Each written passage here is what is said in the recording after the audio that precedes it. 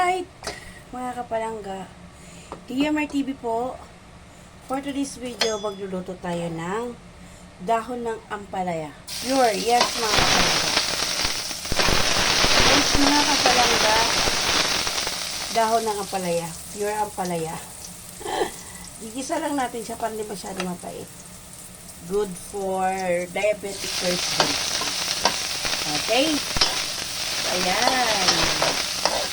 Gigisa lang natin siya mga kapalangga. Susutay lang natin yung bawang sibuyas at saka kamatis.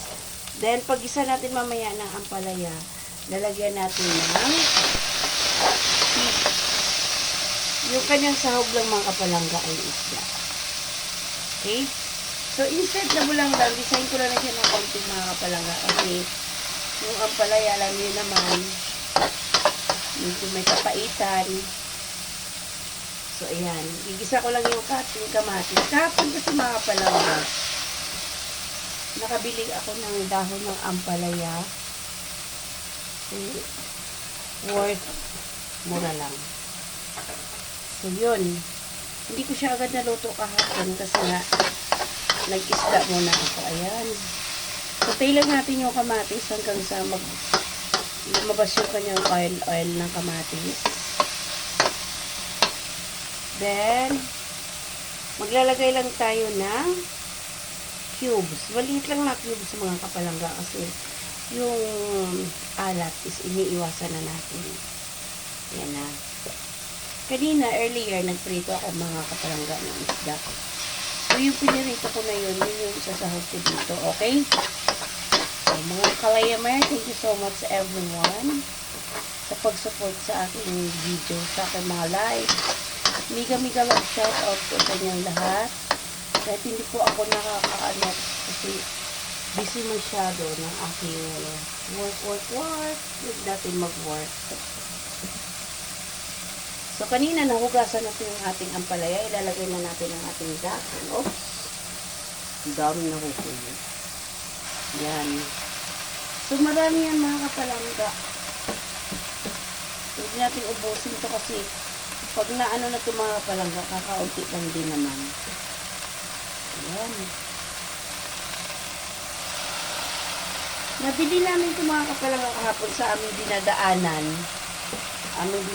Kasi galing kami kahapon. Bumili kami ng isla sa Bulungan, sa Paranaque. Sa pagdaan namin, nakita ko may ampalaya. So, since ang ampalaya is kailangan ko talaga yan. Kailangan namin. Ayan, binili ko.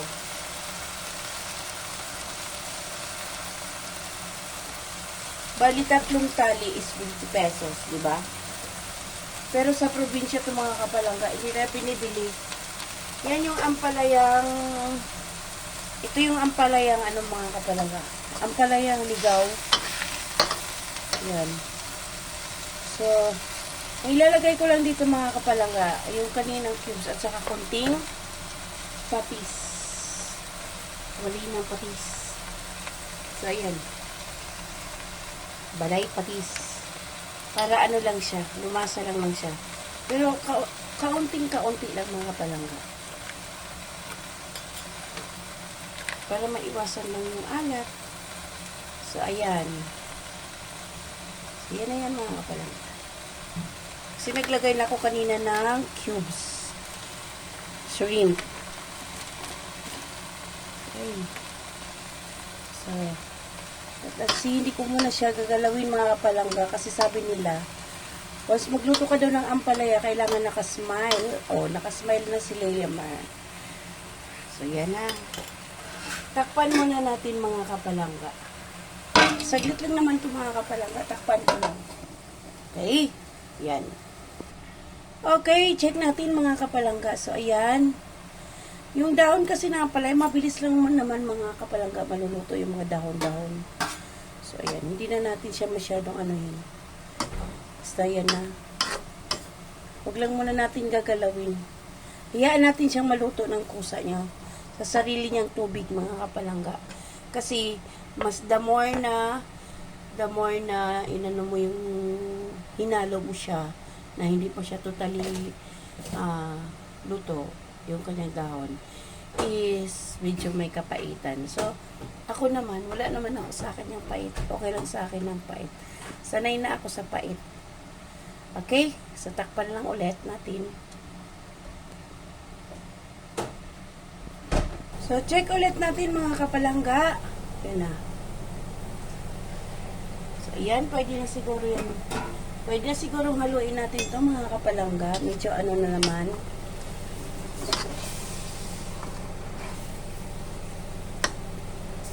Naalala ko yung aking sisterette dito na si Gina. Si G-Vlogger. Shout out to you, G-Vlogger. Kasi, nung nandito pa, yung hindi pa namin napagawa yung aming ang aming ano na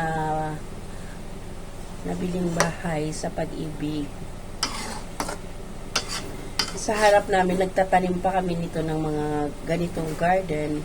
Sarap talaga pag may garden. So if I have a chance, kung ako mayroong chance, gusto ko talaga sa probinsya manirahan kasi kaso lang wala naman ako, may probinsya naman ako, may lupa naman kami, pero medyo ano lang ako doon sa pag tira ba, kasi feeling lang yun medyo hirap ang safety.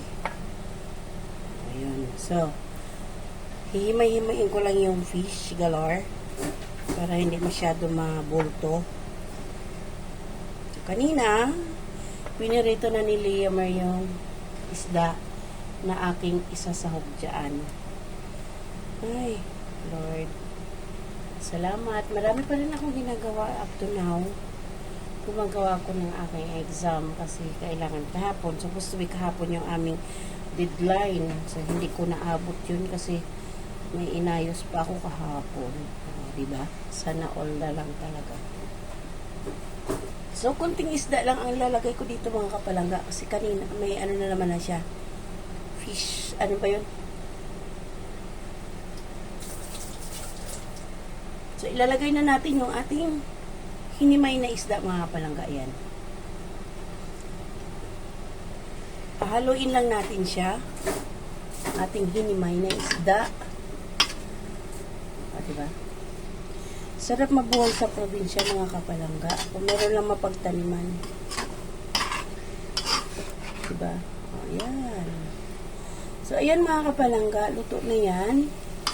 Hindi ko kailangan ng maraming sabaw.